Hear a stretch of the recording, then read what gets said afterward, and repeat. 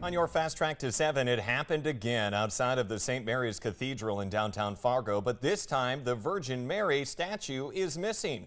Police are investigating the theft of that statue stolen somewhere around 2 o'clock in the morning on September 10th. It's worth more than $900 and is the same statue that has been vandalized multiple times across recent years.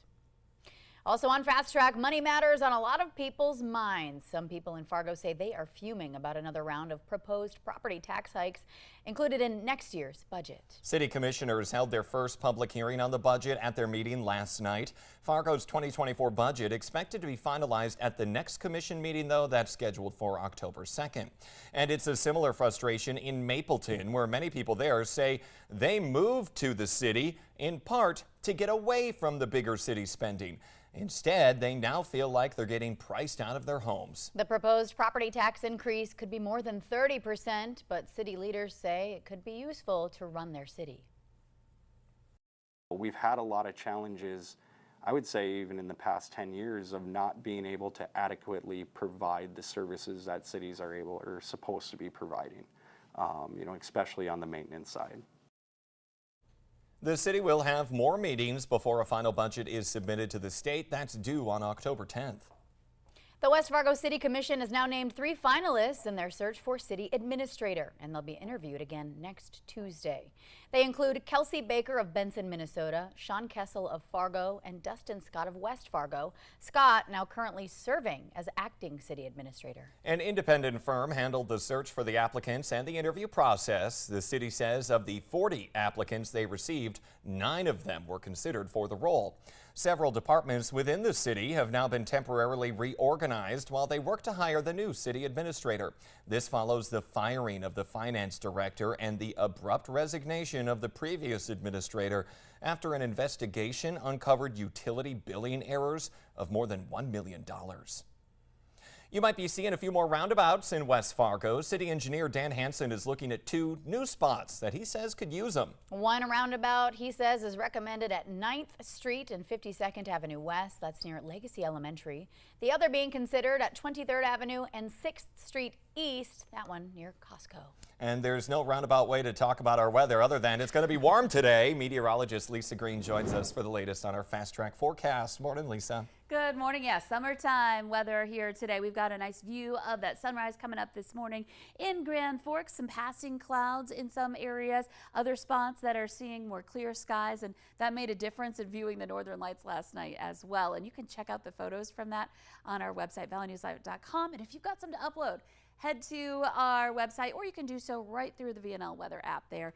Upload your photos, and we'll be sharing them throughout the day. We're looking at some pretty good conditions again this morning to start off. Temperatures are ranging between 48 degrees in Jamestown, where the wind is very light, to 64 in Fargo. Most of us in that 50-degree range. Grand Forks is at 55 right now, and the wind is generally out of the south again, so warmer air moving in, and it will continue to be a little lighter than yesterday's gusts in the 30s. Radar and satellite map, you can see some passing clouds. There are even a few areas where we have a very light shower or sprinkle or 2 places like Wadena as that moves eastward. But in general, we're looking at some pretty quiet weather today and a decent wait out at the bus stop this morning for kids. And then heading home, you can see we'll be feeling the heat. We're looking at temperatures getting into those mid-80s by this afternoon. By 3 o'clock, we're at 84 degrees. Enjoy it while you can, because it's going to get a little more gray, a little more gloomy, and more soggy too in the forecast. Here's a look at our chances for rain in the coming days. Today, the last dry day. Most of Wednesday should be pretty quiet, but Wednesday night and then carrying on through the weekend, chances for rain will be there. Here's a look at that in the 11-day planner. And then by the time we get into next week, we're kind of taking a little bit of a break from the rain as well. But it is going to get more active heading into the second half of the week. We still get to enjoy those 80s, though, at least for a couple of days. Okay. Yeah, get out and enjoy it while you can. Lisa, thank you. K-9 Riker with the Cass County, Minnesota Sheriff's Office now being treated for serious injuries after being hit with a metal pipe. Deputies say they were responding to a home on Sunday after learning that a man was assaulting people first with an axe. People are okay, but when deputies deployed Riker, he was hit twice in the head. The dog had to be rushed to a Twin Cities emergency vet hospital. No word, though, on the dog's current status.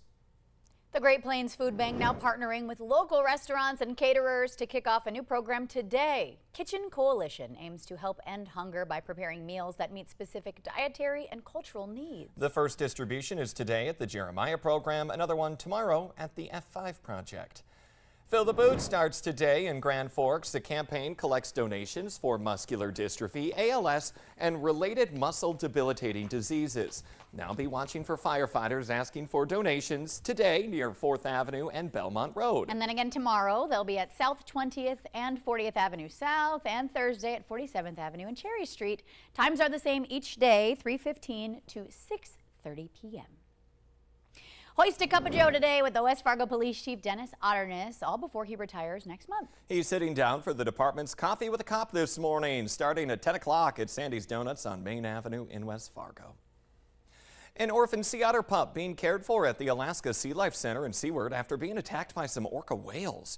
Workers from the facility were on an off-duty fishing trip when they noticed a pod of orcas attacking that newborn pup and its mom, who did not survive the attack. Aw, the workers were able to recover that badly injured otter pup, as we see there, after the orcas left the area. They got him back to the center where they were able to care for him around the clock. A heartwarming story.